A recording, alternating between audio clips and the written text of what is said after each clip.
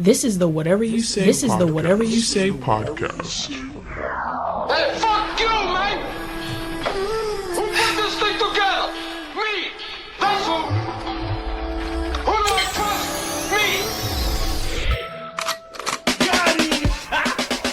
Me! All right, and we back like we never left.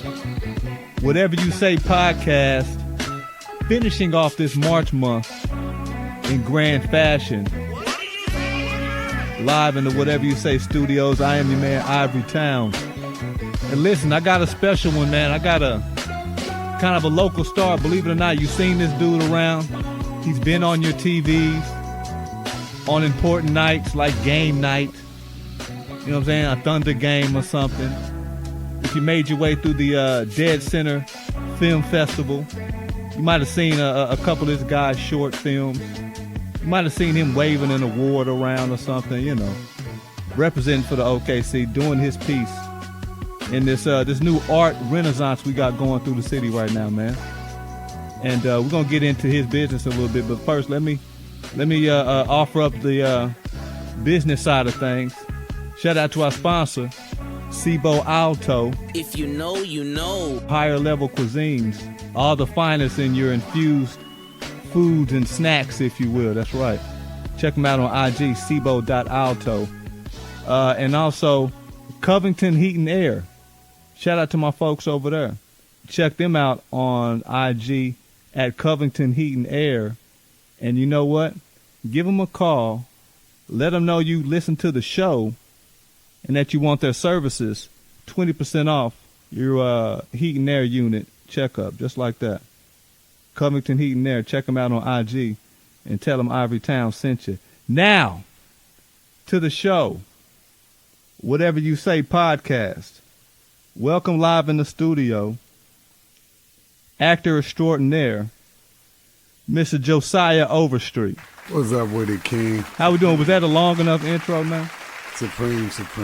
I didn't give you what I wrote down, but you did pretty good.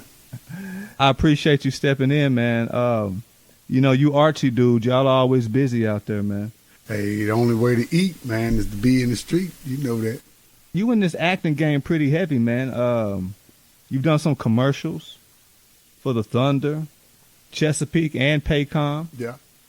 I've seen you and your folks making your moves out there in the Dead Center Film Festival. How long you been doing this, man, and what made you want to get into acting? Well, man, you've known me a while. We go back. I've known this dude for a minute. And so I've been doing it, the acting side of it, maybe about 9 years now, 8 or 9 years, and just been super blessed around here in the Oklahoma City area. I mean, probably more than I should be, but I ain't going to complain about it. I'll take it. But I've been entertaining my entire life, man. So like, boy been climbing for a minute, huh? My whole family back in Mississippi, I'm the least of the tribe. You know what I'm saying? Like most of them cats, you can't sit around. They have you laughing so hard and blowing snot. But so it's natural. It's pretty much. I took it and tried to do something with it to where nobody else, I don't want to say had the courage for, I just say the patience to be able to keep going, you know. Whatever you say. Because, I mean, it's more than just acting like somebody else. It is. Right? I mean. It is, it takes a true talent because what you're doing is, and it's not even, I'm going to correct that right now so we won't keep saying that because okay. That's not a word I like to use or call myself an actor. I'm a reactor because if you think about it, I have to wait until the person across from me gives me something to work off of and then react to.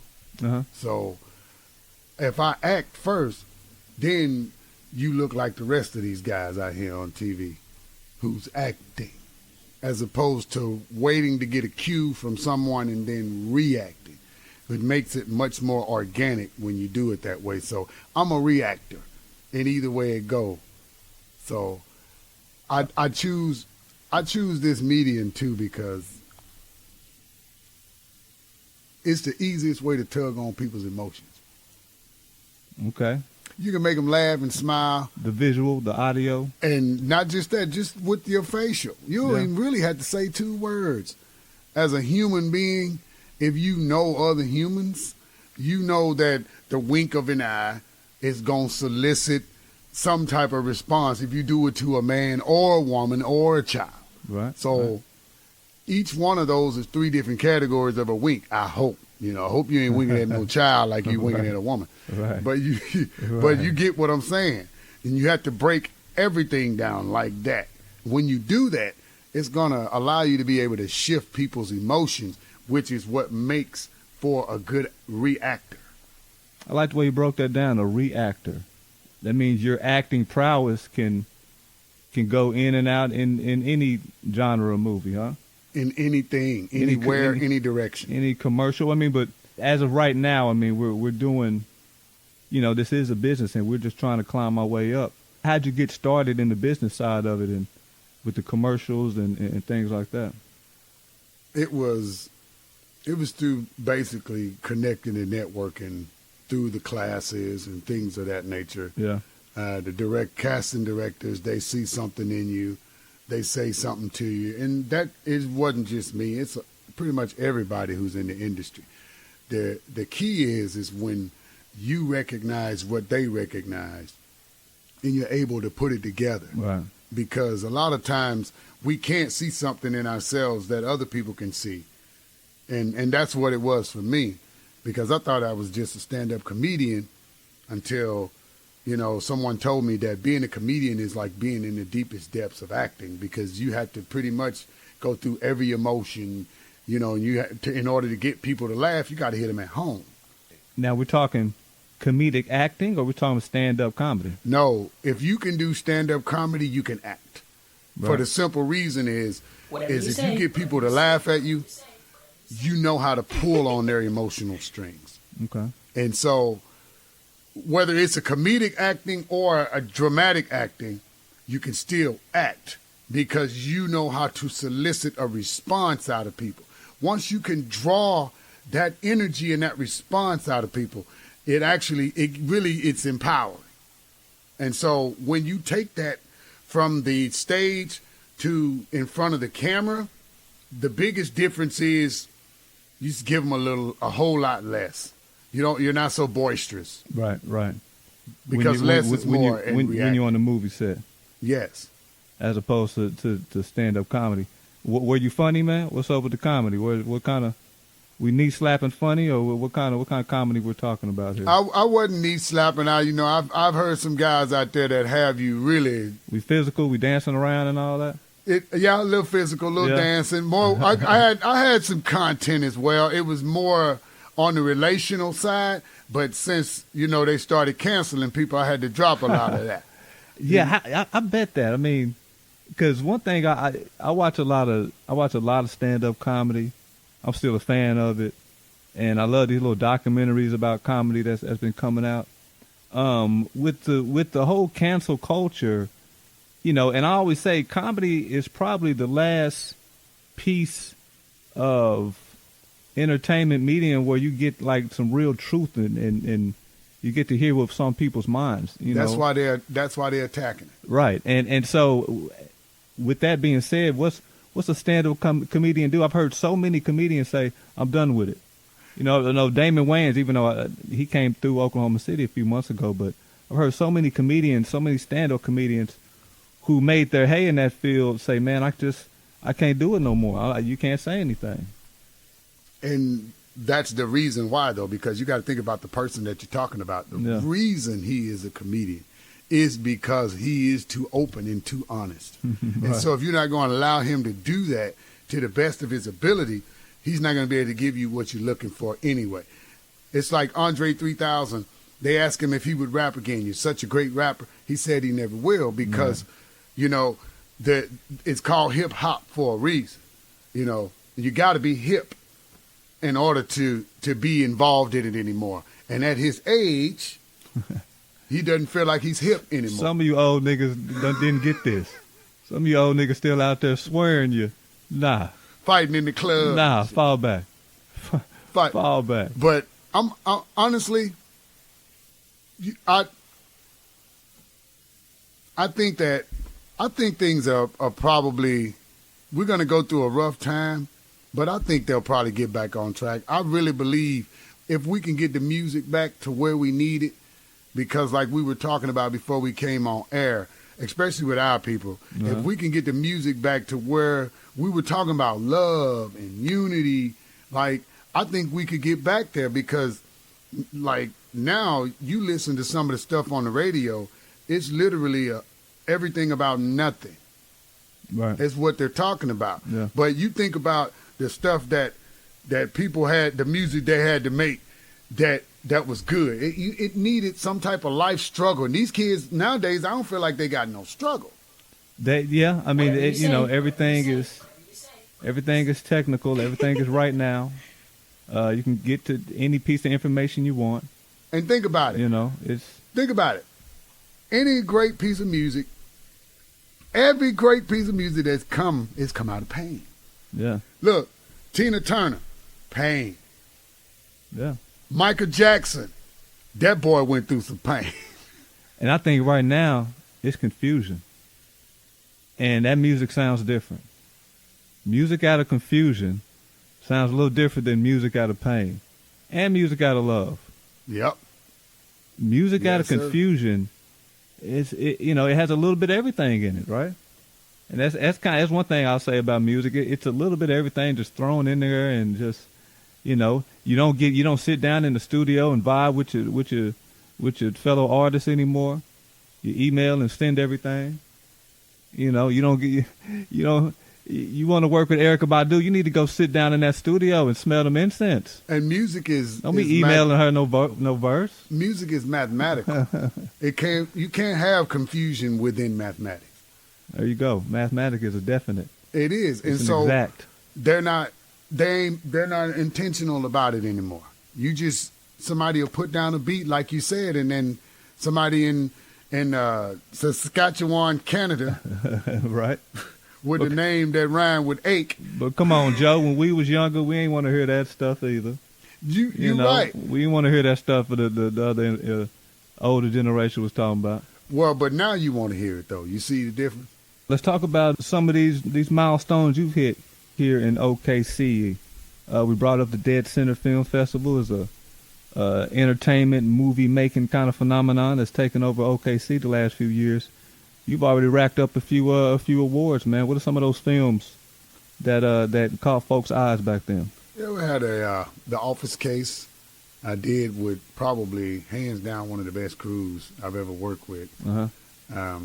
I wish I could name everybody, but if I start naming some and can't name the other ones, I don't want to disrespect nobody, but you know who you are. I mean, we probably won just about every award that they had for the thing. I got a Best Actor out of it, and really? Best Supporting Actor at another film festival as well. But yeah, Dead Center is really starting to blow up around here, man, around Oklahoma City, and it's giving so many small artists the opportunity to be seen. Because a lot of times you can make a movie and people will never even see it. I mean, you can make a movie on your phone. Right. As long as you got the fortitude to stick with it and get it done. I mean, really, if you got somewhere to show it, most times there's somebody who wants to see the movie. Mm-hmm. There's almost 8 billion people on the planet. So there is enough people that think like you. You just have to have the stick-to-itiveness and the fortitude to move forward and continue and don't be scared. But that's a bar right there, folks. There's enough people that think like you.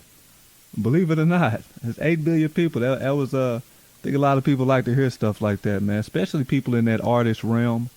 People in the arts like that, where not many pats on the back. No, in that artist kind of coming up from the ground up type world. You don't get many rewards. And telling people there's enough people that think like you, believe it or not. People will pay for your talent, but you gonna have to believe they'll pay for it first. Right. That's one of the hardest things I have found. And don't be afraid to put your price tag on that thing. Hey, you can't. It's hard to talk other artists into that. I've had other artists that have literally, we've almost gotten into a fight because I've told him about the value of himself that he didn't even believe. So it's hard to get somebody to, most times artists, to believe that. Yeah. I think, one artist that's kind of, really spearheading a whole little movement with that type of thinking, and I know that's, it's not like it's anything new, but this guy's kind of at the pinnacle of confidence in yourself, no matter how silly you look and, how silly you sound. But Kanye West, I know it's two totally different mediums, but, what kind of influence and have you seen in that acting realm and just the artist world and just as a whole with folks with that type of thinking, not even talking about his type of talent, but just, I can do this. I'm not scared to do this. I'm not scared to say this. And you know what? I'm pretty good at it at that. You have a few of those that are allowed to be out there. Does that help in your world, in the movie making world? Does that even help? Not for business purposes. I'm about to say, sounds like that doesn't even really help. You can make a lot of friends, but you're not gonna probably get a lot of money when you're on that level. So you do have to be careful. But in saying that, you got to be realistic also. As a black man, you really got to understand a lot of things in the industry. But the number one thing you need to understand is you got to be business professional at all times. And if you don't watch it, there's somebody watching you at all times. And a lot of times when you get started in anything, you don't know the etiquette. Right. So you're feeling your way through it. And we don't have that opportunity to feel our way through it. You screw up in this industry and it's big enough, and it ain't even got to be big. And nobody else will deal with you, man. They won't deal with you. That's why even when you don't know somebody's looking, you need to be making sure you got your ass on tight. Yeah. And your lips tucked in so they don't look too big. And, but I hear you though. I hear you. And as a black actor in a red state, let's keep it real. I mean, and it's acting, it's quote unquote, I know it's no matter whether it's local or national or whatever, we're talking about Hollywood and we're talking about, trying to rub elbows and get to that level. There is an etiquette that is expected. That, we, as I throw air quotes around it, we don't know about. We're not privy to it. How difficult is that? Is that just to kind of find out on the go? It's no difficult than, figuring out that you're not going to get that raise that you was promised. You start to get used to it, and I have a lot of homies that's white. Love them to death. Right. And I have nothing but love for them or any other race, and including my own.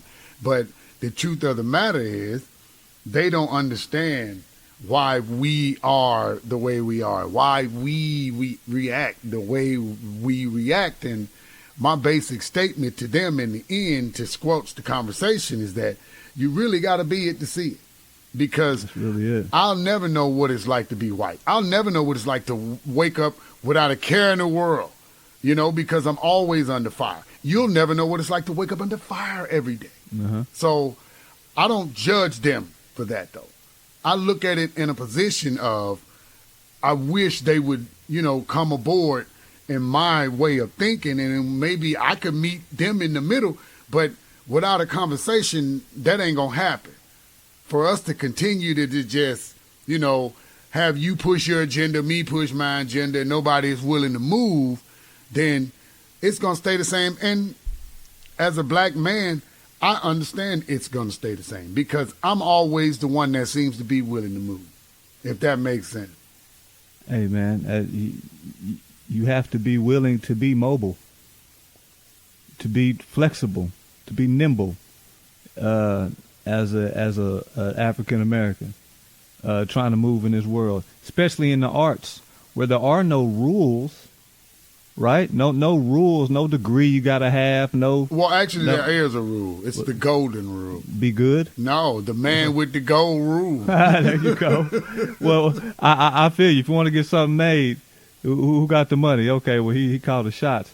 But I'm saying as far as what's considered good and bad art, good art, it's all in the eye of the beholder. Am I right? Yeah, that's subjective. Because right. you, So there is no degree. There is no degree that you can get to make you a good actor, make you a good artist. It's just, what I feel at the time is nice, and that's what I'm going with. So in a world like that, where there are no guidelines, yeah, you got to know how to be flexible and nimble out here, man. And like I say, as a black actor in this red state, how many of you are there out there? As I act like he's an alien or something. How many black actors, actresses are out there trying to do that same thing? I mean, I know you can't put an exact number on it, but have you come across a lot? Do you got guys have the same stories? my age, maybe 4 to 5 tops. Really? That I've seen. Your age, how old are you? I'm 38. Really? And you say 4 to 5 tops? Oh, no, I'm 48. Damn. 48. I'm loving me today, ain't it? You see, I wasn't going to say nothing. You see, I wasn't going to say nothing, man. I'm riding with you, man. I ain't going to blow your top. What are you talking But about? you down there blew yours. I looked at your face and you made this. But you say, I mean, really, Whatever there's you not, say. you say 4 to 5 tops. Yeah. And there's a lot of I'm sure a lot more younger, right? Yeah, they're starting to come up because they see the opportunity, and I've been talking to them, and there are really some really good black actors coming up, thank goodness, because a lot of the ones that are my age, they won't take advantage of it.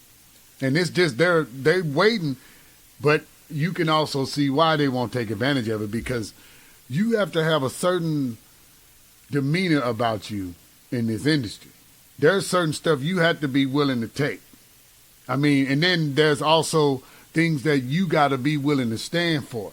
So it's almost like it's politics. So it's a give and a take, and where you choose to exercise those politics, it determines your success and your failure. Because sometimes you can go and you can say no to something that makes total good sense to you. Mm-hmm. But it looks different in the eyes of other people. Because I say this and preference this. I have no problems with homosexuality. I don't. I believe that people are made the way they are. Right. If you can make somebody skinny, make somebody fat, there are a trillion variations of a human that could come out. So I don't have any doubt about it. But as for my kids and what I want them to see me doing, I won't do homosexuality on screen because it is not what I truly have faith in and knowing where my energy lies. So I don't invest in it. So what do you say to those who attack you because you're not taking, the art seriously, and you got to be really willing to dive deep into that mind if you really want to be the best you can as an actor, and all that super actor talk. Have you ever been approached with that? I say no, because no one has the courage to say it to you. But right. If they would, I would basically say to them, to thine own self be true. True. You have to wake up with you in the morning. And if I don't get that check, you know what? I was going to spend that money anyway. So that money going to be gone, and I'm going to still have to wake up to that sunshine tomorrow. And when I do, I want to make sure I don't need no umbrella from that. So everything I do, I try. And this has been from the beginning of my acting career. And I don't have the wherewithal or the status to say this is what I want. But I won't even take the role if I don't agree with it. And a lot of people don't understand that, but I'm not finna even go down that road. Those actions of me denying those roles lead you to understand that this is who this person is. And if not, then you can ask me and I will tell you. Gladly, huh? In a business professional manner. Josiah Overstreet, folks, actor extraordinaire here in the OKC area. I saw you acting. It was called Price of Fame. Yes. And you were playing Prince's father? Yes, John L. Nelson. Come on, man. Tell me about this one right here. That was a really cool project. I got to meet a lot of his old band members, you know, and actually. Was this a full length? No, it was just a documentary. Okay. And I had some really nice roles in it, but the most important part was the documentary. It was right after Prince had died, and that was one of my top artists, even over Michael Jackson, because, you know, Prince played all of his own instruments, did his own dancing and singing. Mike did the singing and dancing, but Prince did everything. Everything, yeah. And Prince didn't really like Mike, and I kind of like that about him. You know, he wasn't no ass kisser. Can I say ass? Yeah, you can say whatever. Okay. But whatever you say, man. He was, and so in that sense, you know, being the rebel and the underdog, I appreciated him. And so when I got called for that, man, it was a privilege to me. And so I did my research on his dad, grew my hair out and my mustache, and you know, a crustache, because you know it won't grow too long. But really got into the role, man. How tall? Now Prince was 5'4". How tall was his daddy? You a little too tall for that. Well, they got ways of fixing that. They just made Prince a little taller and made me a little bit taller, and fixed all of that. But what I saw, man, you did a hell of a job, and it looked like a pretty cool production, man. Yeah, it was. You know, every production I do is better than the last one, because I take the appreciation that I could not never do this again.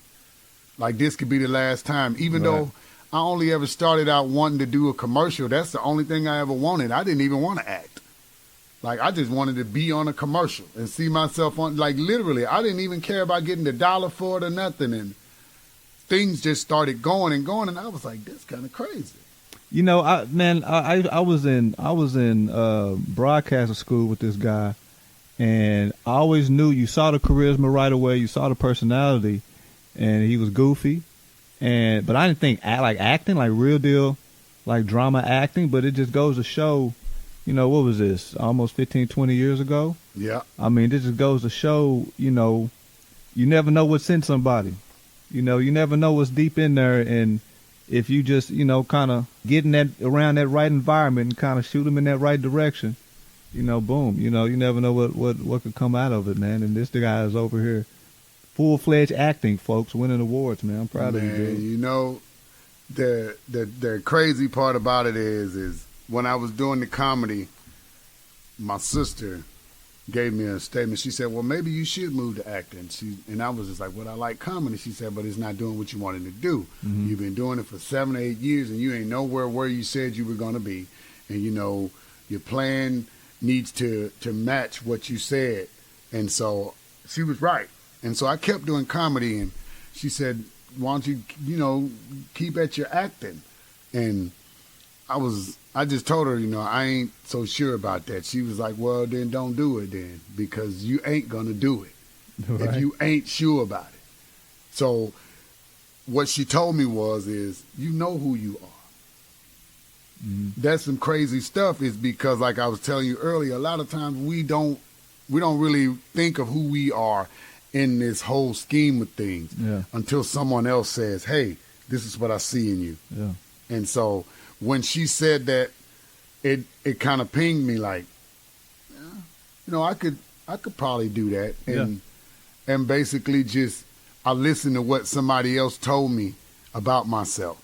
And that's a piece of advice I give to other people. Don't let nobody down you, you know, but if somebody tell you they see something great in you, don't stop them.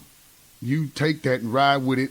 And it might not be for you, but it's going to probably lead you to something greater. I had to somebody told me that. Quit being so damn modest, man. You know what I'm saying? Take that. Yeah. You know what I'm saying? Take that love right there somebody's passing you, man, and take heed to it, you know. Don't just say, I thank them for it, but, you know, don't just, you know, pass it off like it ain't nothing. Especially if you know deep down it's something you got an interest in anyway. Man, diamonds come in many forms. There you go. They ain't just got to be shiny. So, I mean, really, the acting part, that's when it hit. At that part, you're fully grown male at this point. As a kid, it wasn't, or was it comedy first? Well, it was. Well, I'll go back. It was as a kid, but I never had that psycho mentality that you have to be an actor. It didn't come until I was older. And when I say by a psycho is you really got to be crazy to think that you can be one of the best of anything in the world. Mm-hmm. I mean, you have to take an attitude, and when people tell you no, you got to get dyslexic and turn it to on. And really, it is psychotic because I have set up and I've told myself, nobody's better than you. And I've watched guys walk out of the room in an audition, and they will pass me. Why they passing me? I'm shaking like, oh, shit. Bruce Davis just got through auditioning. And I watch him, you know, and then I go in my head like, but he can't touch you. Right. And I go right back into that mind state. Get your Mamba mentality going. It is, and it's almost psychotic to where you have to put yourself, and it can weigh on you if you don't know how to separate from it properly. Whatever you say. Whatever you say. And that is what really makes the difference. That's what separates somebody from being successful and somebody who is talented, but they can't find a way to get over that breach and make it in, because there's two parts to every human, bro. There's your physical and there's your spiritual. You have to break free from that physical nature because it's selfish by nature. And you can't go in that direction. The greatest thing in the universe, and I'm going to say this so everybody hear me, and I'm going to say this for real. The greatest thing in the universe is love. But how can you love anything when you're under fire, under pressure all day, every day like we are? You got to get separation from self. And the best way to do that is through meditation. Mm-hmm. It's like wearing a Spider-Man suit, man. If you got that suit on all the time, you're going to think that suit is a part of you. If you're wearing it every day, you remember how in Venom, it just stuck to him, couldn't get it off? Right. It's a part of you at that point.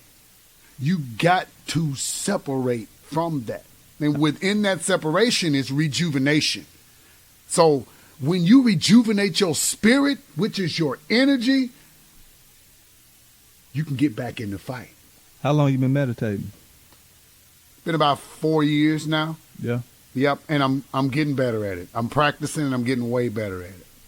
I liken it to praying, and I can't lie. I'm praying, and all of a sudden I'm thinking of something else. Is my lack of being focused on one square thing, would that mess up my meditation? No, because like I told you, it's a practice. And the truth of the matter is you can't tell the brain to forget something. Right. It only multiplies. The brain never subtracts. Because you can't walk in a dirty alley and be like, oh, that's disgusting. I don't want to remember that. Right. Because the minute you say that, the minute you say that, you just said it. You just remembered it. So all you have to do is, when you're meditating, let the thought come and dismiss it through your breath. Once you start meditating, you're going to get there through breathing. You just sit there and listen to your heartbeat, even if you have to hold your ears closed, and you'll start to hear a small doop, doop, doop, doop, and a yeah. And once you hear that, you will literally feel your body. It's like you took this suit off.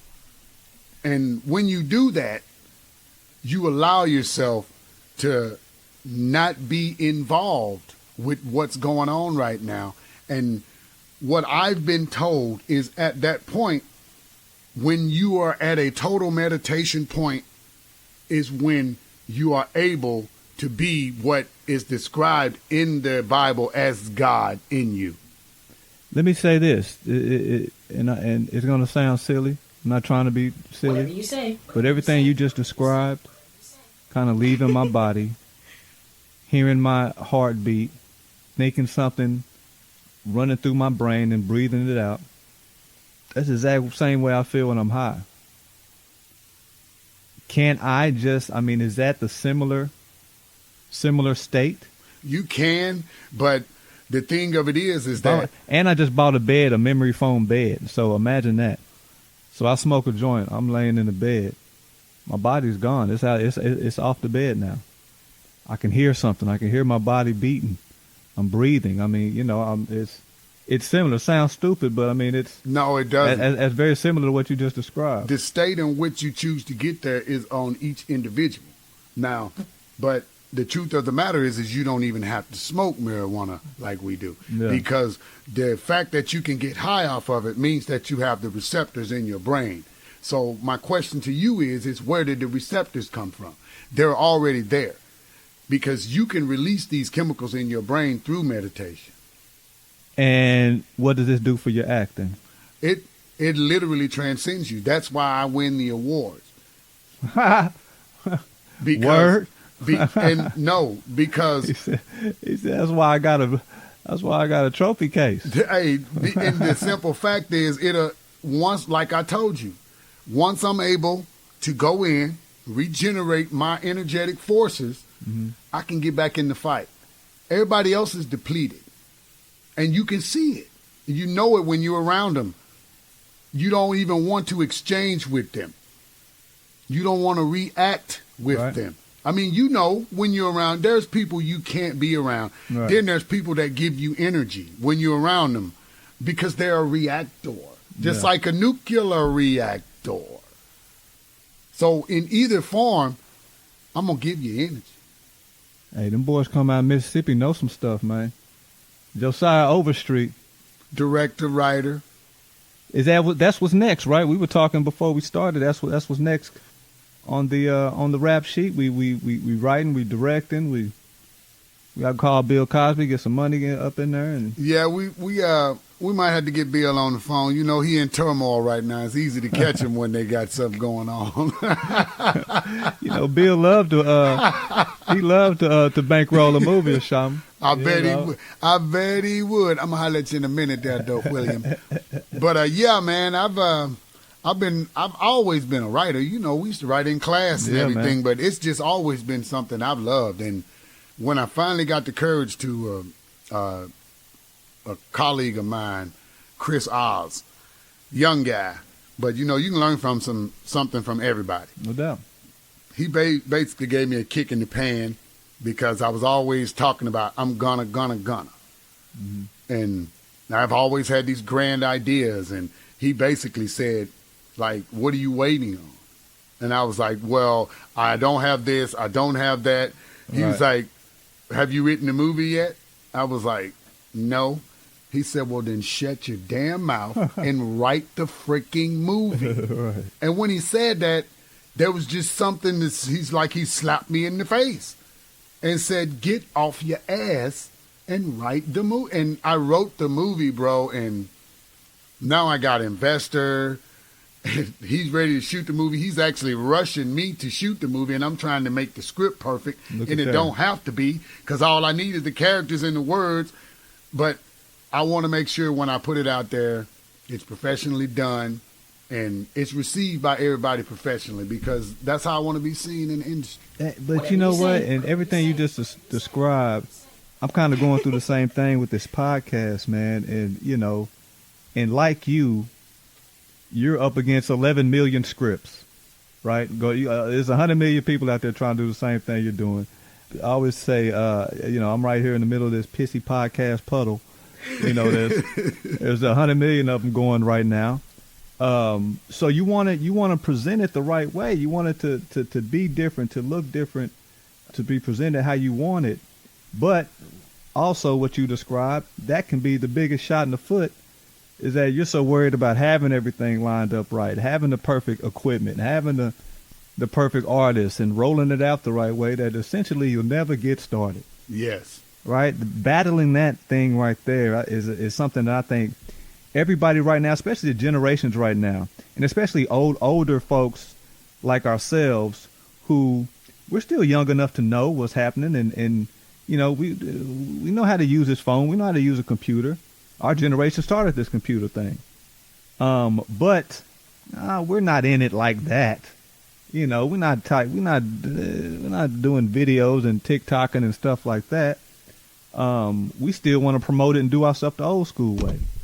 You know what I mean? So, I mean, I think a lot of us are kind of right there in that middle ground. We don't want to commit ourselves too much to this social media goofy stuff, but we understand that you got to use it to get your stuff off the ground. And like you say, at some point, hey, man, you got to scrap all that stuff to the side and just get started with what you have, man. Yes. Getting started is the hardest part of anything. Yeah. And once you do, though, and like you said, in this piss puddle is life. Because the puddle ain't dried up yet. Yeah, nah. It could possibly rain in this piss puddle, and you could end up in a river, and you can't even taste the piss no more. You know, so you so numb to it. Hey, as long as you make your way back to the ocean, man, Yeah. that's our whole life. I mean, really, that's our whole life is to make it back home. So, however you get there, brother, you got to go that way, but you got to go in the flow. You can't fight it. So in this podcast game, you're in the right lane because you love what you do. I know you do. I've seen you do it forever, and you're good at it. All you got to do is, like I said, let the repetition be the mother and the father to success. Yeah. And just keep hitting them over the head with it because you're giving it to them. But a lot of times, it takes people time to hear stuff, man. It just does. That's how life travels at a certain speed, and sometimes you ahead of it. Imagine if social media really gave your show to all your followers. They will if you pay for them. Imagine if they really did, yeah. If you paid for them. If you can get enough, well, see, here's the thing. If you can get enough YouTube views to warrant Facebook paying you. Oh, yeah, yeah. See, and that's the thing. But even within YouTube, there's a purchase because they're not going to just let you go out there and be seen by everybody. Just easily like that. No. Real quick, what kind of actor are you, man? Are you you always hear I'm not an actor. Reactor. Let me correct. Let me get that. What kind of reactor are you? You always hear method, somebody who goes and lives on Skid Row so they can learn how to be a homeless man. Like are you going that far with it? Or improv is your thing? I am a reactor.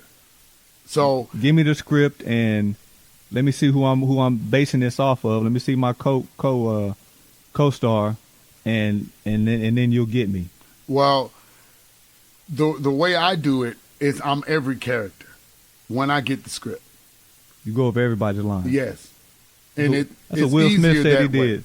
It's easier because once you learn the motivation in the script, you don't even have to have the whole script to know how it's going to end. Yeah. Because and then once you know a motivation, it comes to muscle memory. How well have you learned the script? How many times have you read the lines? How well do you know this script? So it changes with me. I am a method actor, but I will not ever sleep on no damn Skid Row. My back is too bad. But yes, I am method. Yeah. It's really hard for me to do it outside of that because at that point now I'm a method reactor. But after that, once you get into that point, you now have to create a process of getting out of character because what you don't realize is that really a thing? Yes. Well, what I found, and I'm being honest with what I found, is life is energy. All life is energy. Everything is energy. In order to be a different energy, you have to allow that energy into yourself. And people call it demons or whatever, but I don't believe that. I believe that we live in a big primordial soup in this universe, and whatever energy flow you flow at comes back to you. So, and if you can find that flow of that character, I can go super happy and talk super fast, or I can get my voice way down, real deep, talk really slow, and use my eyes and my eyebrow and change the whole scene with the exact same line. but it's what are you going to do that's going to determine what I'm going to do. So I'm fluid. You know, you're talking about, energy coming back around to you. I always tell my kids, I could be telling them something absolutely wrong, but in that same analogy, I always say, hey man, that's why the earth is round. And that's why it spins. And that's why it rotates as it spins. You're destined. It's destined to come back around, right? That's why folks just got through saying 2020 was like the 60s all over again. Because we was destined to come back around if we could keep doing stuff the same way. So I'm right there with you. Energy is nonstop. Whatever you And say. yeah, and these planets and this Earth, it spins and it rotates, and it's a sphere for a reason. It's You know? alive. Yeah, it's alive, and it's gonna come back to you, man.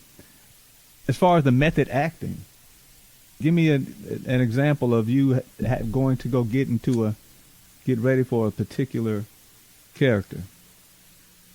You ever played a army sergeant and had to go do some boot camp, or? Actually, the DC sniper. I did some research on him. I think that's why. You did. I remember that one. You did. What was the name of that one? It was Murder Made Me Famous. Murder Made Me Famous. I Yep. do. I remember that one too. And you look just like the DC sniper. John L. Muhammad. Yeah, they thought so too. Damn, you do. You look just like the damn. Yeah, and I did the research on him, and all the way back to when he was in the Caribbean when he picked that boy up. And I think that's kind of what got me that role, is because of the research I did. Is nobody knew a lot of the stuff I knew. Whenever they did the audition, I incorporated the things that I did the research on in the audition. Because he was a Marine or something, wasn't he? Mm-hmm. Yeah, Navy SEAL, something like that. Yeah. And I incorporated the outfit in my audition.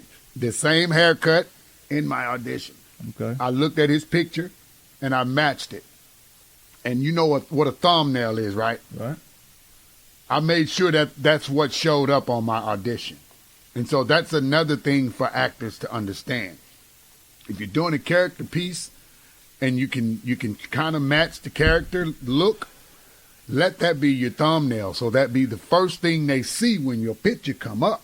They can go, oh, if you want something, any advantage you can get to capture these people. Give them a face? Because they're looking at 1,000 people a minute, man. So don't give them just a smile, your regular driver's license face. No. You want give them a character face. You want that character face. That's what you want it. That's some game, y'all. That's some game. Don't be so, my headshot looks funny. No, you want it to give it some personality. And it doesn't even have to be the headshot. If you know you're getting ready to do a role, with the way these cameras are nowadays, you can take your own picture and let that be. Well, and see, it won't even be a headshot, because when you doing your self-tape on your demo, you got to do that recording.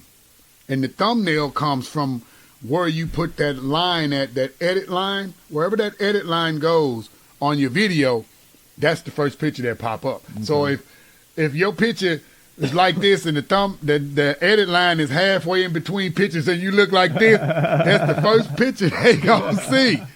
Yeah. So you want to scroll down and do the editing. That's some game, y'all. And hit that thumbnail right where you want to show that character piece. And that's the advantage. That's how I get a lot of my roles. Give me an example of an audition you killed it and you knew you did. I went in for an audition for one role, and I thought I did a good job for the role. And then the casting director sits back, puts his hand on his cheek, and he says, huh. And he says, stay right there.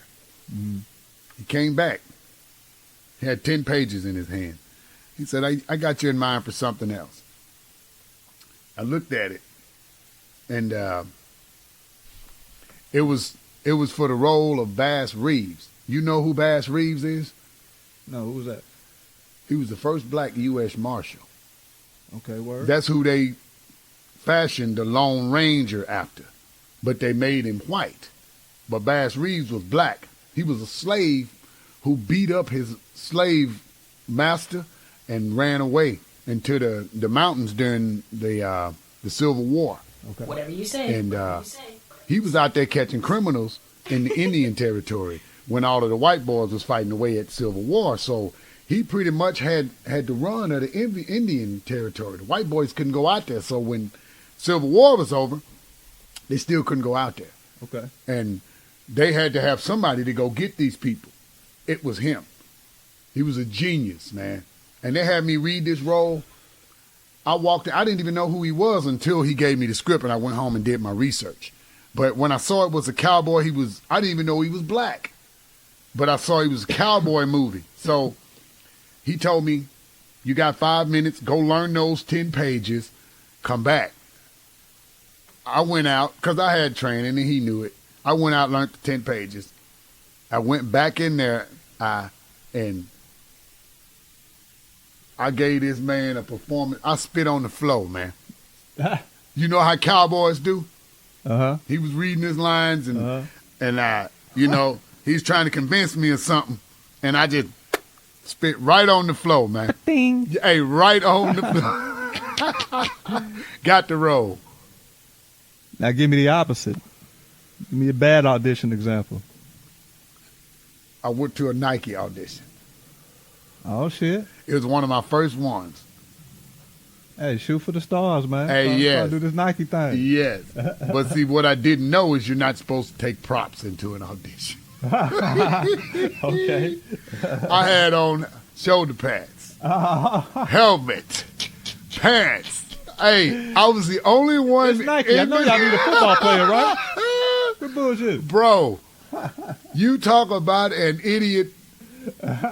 I mean, How was they looking at you? man, everybody in the lobby was laughing, bro. I was thinking, yeah, you keep laughing. Yeah. I'm going to stand out. Yeah. Boy, I went back to the class of the guy who gave the audition, and he looked at me like, Like, nigga, you did what? I know you wasn't in class that day, but you never, ever bring props to an audition. Yeah. I was like, well, I know that shit now, dog. They'll have everything they need for you. Man. They want you to answer the phone. They'll have a phone Boy, there you should for have you. saw them folks' face when I walked in. It looked like somebody slapped the hell out of one of them, and then the other ones was surprised, like Look at this nigga. like What he the just hell? insulted Ray.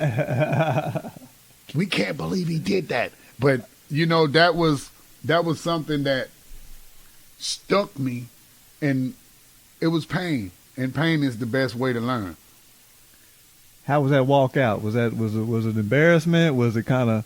Oh no, I'm laughing it off. Hey, now, I was a mother-loving man when I walked out, like I was a mother-loving man when I walked in. There you go. There you go. But when I got in the car, though, I damn near disappeared. I shrunk down so little in that seat. I took that shit out so fast.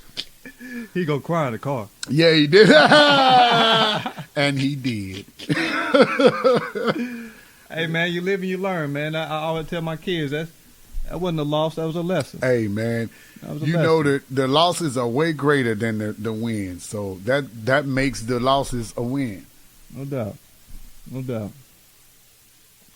Where does religion fit in acting in Hollywood and trying to make it? We ain't gotta get too deep because we know what Hollywood comes with that. When you bring up religion in Hollywood and all that, but like I feel like there's some stuff you gotta kind of turn a blind eye to, man, and I think religion. forget I about- think Hollywood is like America when it comes to religion. From what I've seen, they're pretty loose on it. A lot of them don't want any religion, right. like really. But as far as it goes, when it comes to placism, it's like everything else. It's if you are an Italian actor, know your place. If Yeah. you're a black actor, really, it's like everything else. Know your place. If you're a Jewish actor, you know where your place at. You number fucking one.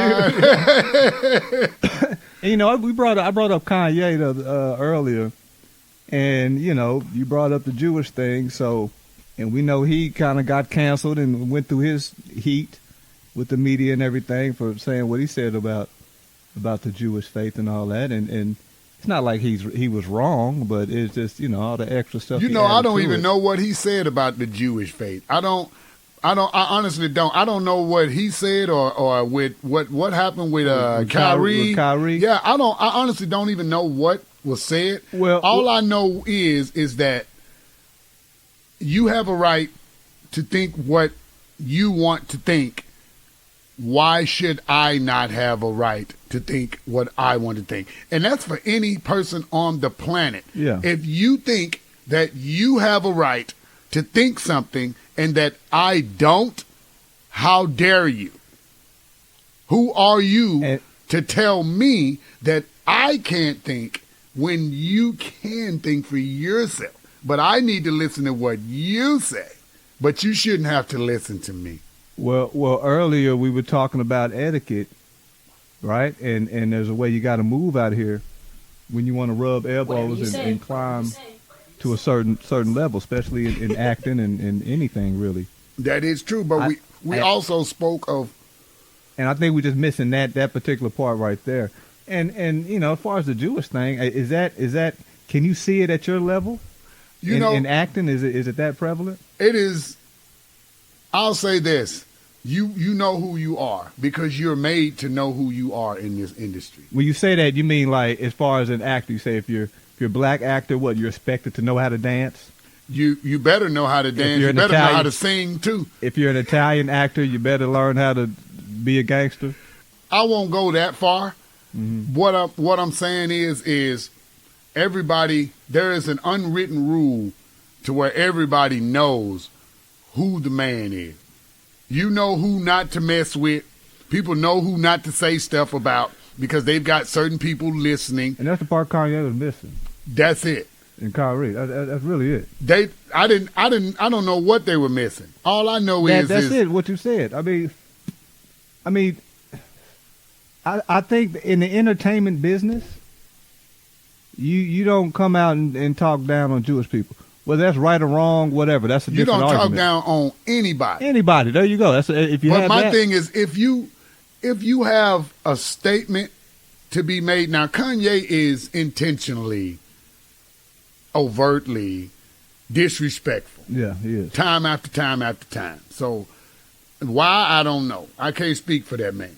That's who he is. That's how he responds to stimuli, I guess. Kyrie, don't really know him. I know they call him controversial because he won't follow the status quo, but, we'd all be controversial at that level. You give us $1 million. Hey man, you young, $1 million, $100 million. You see, and so 200-300 at that age with that amount of money, and I wouldn't listen too much. Everybody ain't LeBron. Right. Everybody can't just have total control and autonomy over everything that they have to where they feel like that's all they have. Some people want to be able to, like I said, wake up in the morning with that sunshine and let it shine down on them and have it not be a burden, because the things we do a lot of times, it can create a burdensome situation. And even within that, you want to be able to find peace and move. Every man want to move in peace, but you still got to be able to go to sleep at night. And when you take that away from someone, it likens it to slavery, I feel. A little bit.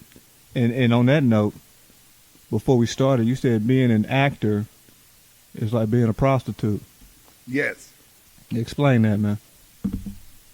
Well, Now, you mean just on a just base level?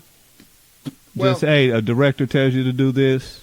Yeah. Producer tells you to do that. Yeah, because there's been... You have to do this to get this money. There's been... That's all other stuff, right? Bend over like this. Hold it right there. Now, be quiet, though. I don't want you to say nothing. Just shut up. But that's all other stuff, right? Well, no. No, because if you look at the history of podcasting, it didn't start out with whoring. Well, no, there's freedom in podcasting. Yeah, There's a lot of freedom. You didn't start out with prostitutes. That's the original actors were prostitutes. They were actresses. They were prostitutes. So it has evolved. In the saloons back in the day, huh? Yeah. So it wasn't even saloons. They was just probably sitting in huts with straw on caves, top of them. Caverns. But it's the originality of it is, I mean, the origin of it is to me nothing that you can start from something and it doesn't stay that way. You can't get rid of that culture. And that's why you hear now with this Harvey Weinstein and all of this, that's been going on since the beginning. Yeah, you know? yeah. It's just now, whatever agenda is at play is at play. I don't choose to assume to know, but, you know, now is the time for it. Toxic masculinity, which you shouldn't have never accepted it. Yeah. And because, like I said, everybody ought to be treated fair. I don't care who he is, man, woman, dog, child. Well, I mean, I ain't going to treat no dog like no human. No. I ain't that guy. No. But everybody should be treated equal. And in this industry, even now, it's not that way. They still treat women that way. I've been on sets and I'm like, I can't believe they still doing this. Sure, yeah. But like you said, though, there's a certain etiquette to where you can't talk about it. And you can't say anything. It has to be someone strong enough to be willing to get everything taken away. What does the SAG and the union and actors union, you know, for actors who are saying the type of things that you're saying, you know, whether it's misconduct on the set. They protect all of that. But if you get into something that's not popular, then they won't even have anything to do with you. No one will touch you. Well, I mean, yeah, we see that. You know, that's why people are scared to come out and voice their opinion and, you know, blow the whistle in the first place. But, I mean, does this so-called union, actors union and all that, do they even do anything? Because I feel like that would be the first. Would that be the first stop someone would make who have those type of complaints? It depends on the complaint. You got to make sure that you got to make sure you driving within the lanes of what they expect in order for them to respond for you. Because you got to understand, if somebody like Kyrie, or let's say The Rock got the full backing of them folks. No but doubt. You let him go and say something like, and I don't know what Kyrie them say, but let them say something like that. Right. Let him say that, he's done. And SAG ain't gonna support him. They're not gonna drop him because they're you know, he's a part of that union and he pays his dues, and that's not a reason to drop him. Yeah. But no, they're not gonna go fight for him. Heck no. Because don't nobody want to get in that when you start talking about, because for some reason or another, Jewish people they're the only ones that you can't talk about in the country. And everybody else you can talk and make fun of. Yeah. But if you say something, man, you're in trouble. And that's the truth.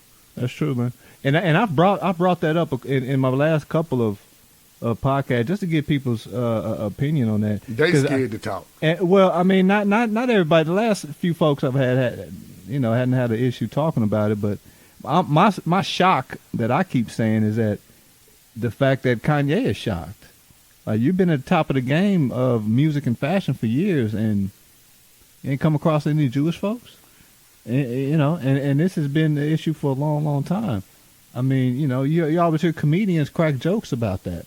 Well, to me, I thought it was understood. Well, to me, Kanye, just me. So, you know, my opinion don't mean nothing, just one person.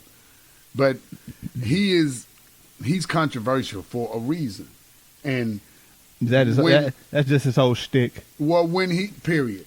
Anything I want to push, let me get controversial. That's it. And then the less popular his music became, the more controversial he became. He ran to Jesus, man. Until he ran, and now he's not even relevant anymore. Right, basically. So basically, and they allowed him to do that to himself.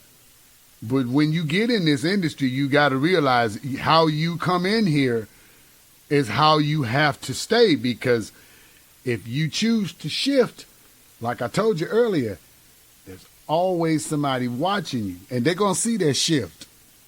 And when you shift, you change. Yeah.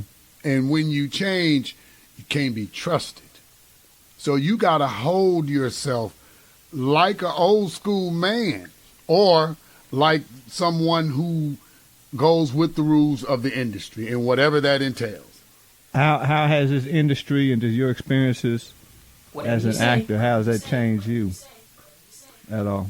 It's made me more cautious, because as a comedian, I used to feel that I had the opportunity to take people away from the silly things of their day by coming up with scenarios from their life with a twist, you know, making it real, but just adding a twist to it.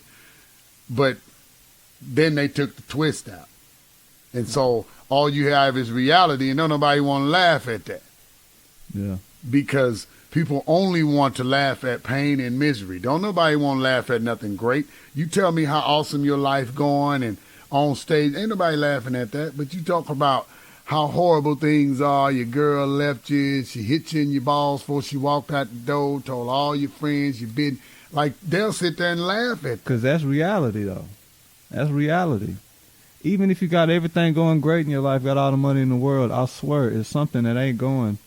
You know, you got a crackhead family member or something. You got something, you know, and that's the funny shit. You know, reality is the real, is the funniness. But now you can't even express reality. Because they've made it look like there is no such thing. It's confusing now. You know, just imagine everybody, like imagine the folks who are like, we're literally in a time where things that we came up hearing and listening and thinking and knowing, not true, man. You know, straight up lies. There've been, you know, documentaries and whole movies and whole books made about just straight up lies that this country and government has given to us. So imagine if you're a youngster in this time, or even somebody our age.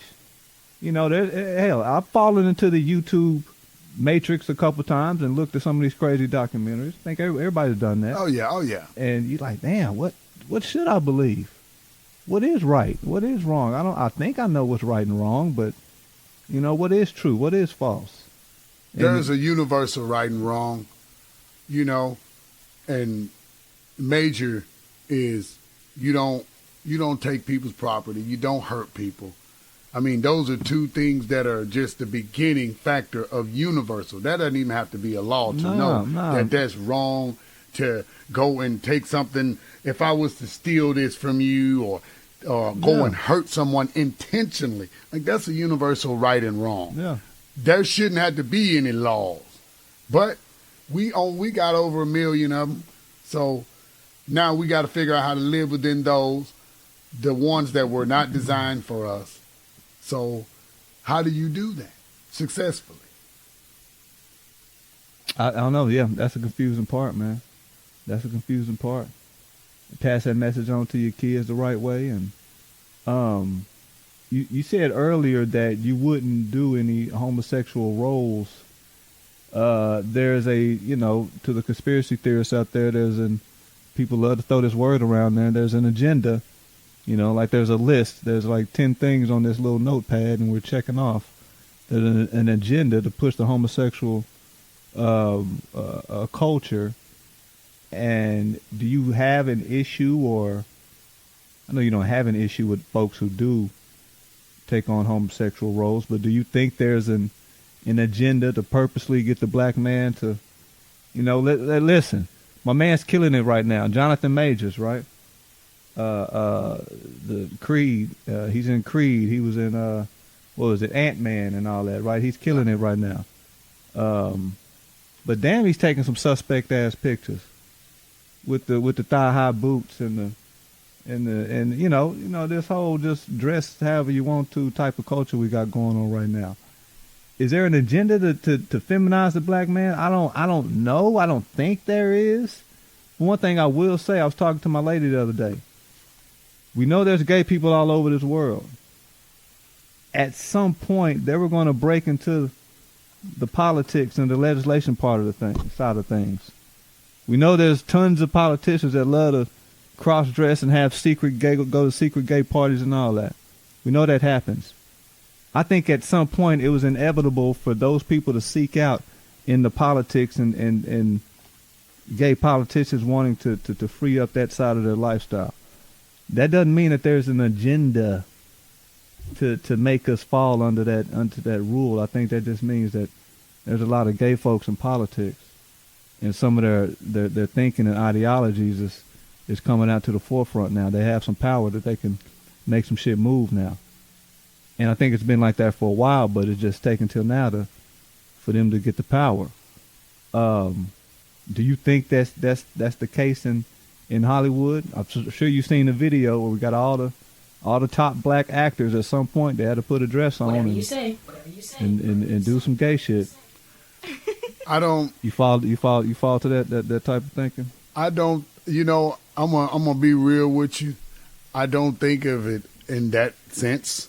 The way I see it is that there is a greater presence among us that is trying to destroy the masculine, because if they can achieve that, then they can take over the natural feminine, because the masculine is what protects the natural feminine, to me.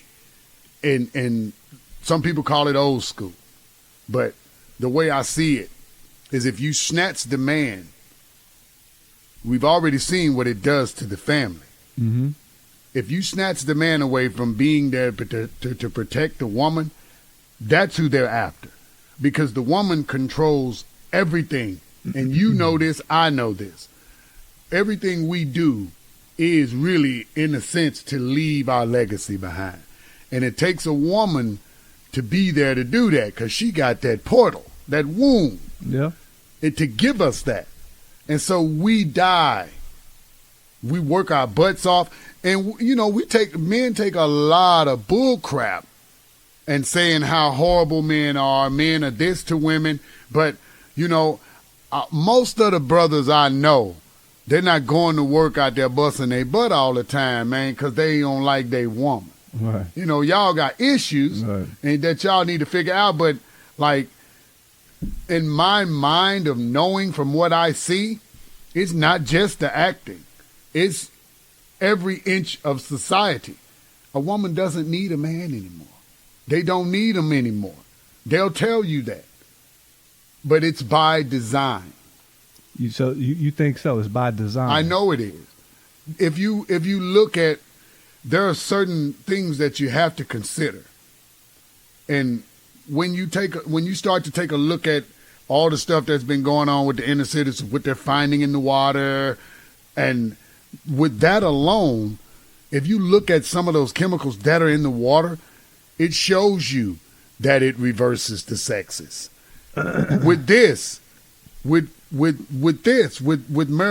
it shows you that it over time it feminizes men. It alters the testosterone. Yes. Lessens the testosterone. Yes. I've heard that. Listen, I don't know as far as what's in the water.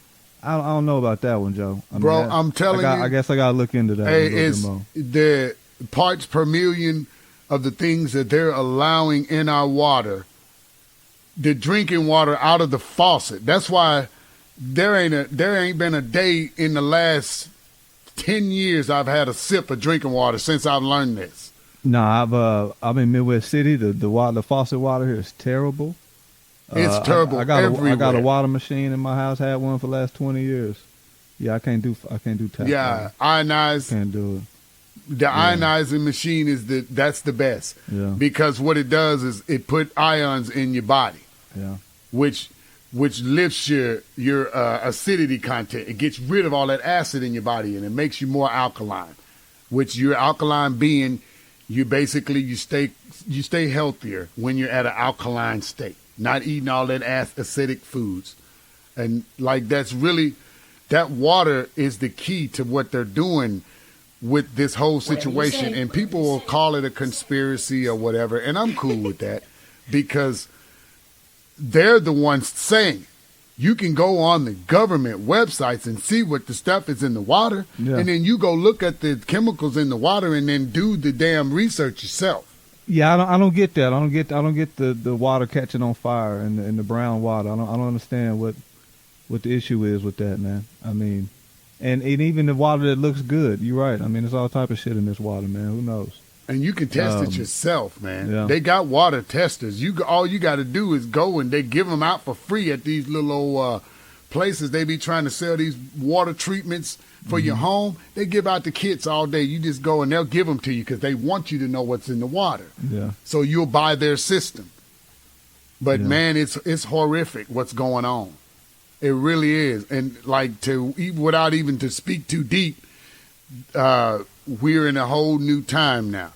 Things of old have changed. It's over. There will never be a good old day in the whole like it used to be. Nah, pre-pandemic will never be again. Yes, that's over. It will never be again, man. Party's over.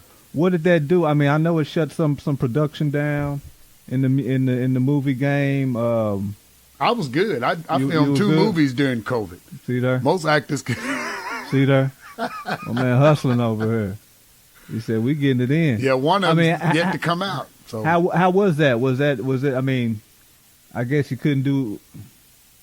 It was too easy to do a movie about the pandemic, right? Yeah, and then people didn't want to touch it. It's too soon, yeah. And you still can't touch it because you can't even say the word. You got to be careful what you say because now algorithms are listening to you. Yeah. And if you put certain videos out, they'll cancel you off of Facebook, YouTube. Yeah. They will, and like just for saying a word. Nah, yeah, you put your post out there, they'll let you know where you get this from. Wrong information. Yeah. What is this? You need to. And that's ridiculous, this. Man. I don't know. I can't say I'm mad at that. I can because people ought to be able to discern. Well, you're right because some people ain't got the mental capacity. Right. I mean, and I can't lie. I read headlines and keep scrolling and say, you don't say. No, I get the researching on your ass. But I mean that's what we should do. I'm just saying the average person, they just reading headlines and keeping it moving. Yep, I be believing that. I go straight to the research, man. Like seriously, you don't talk about stuff you don't know. Yeah, no, I'm with you, man. Josiah Overstreet, dude. Listen, man, it's a deep guy. He's not just out there just acting and clowning for y'all.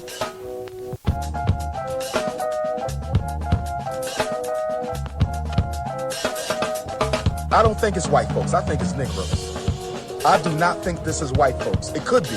It could be white folks. But I think it's Negro. I think a Negro did this.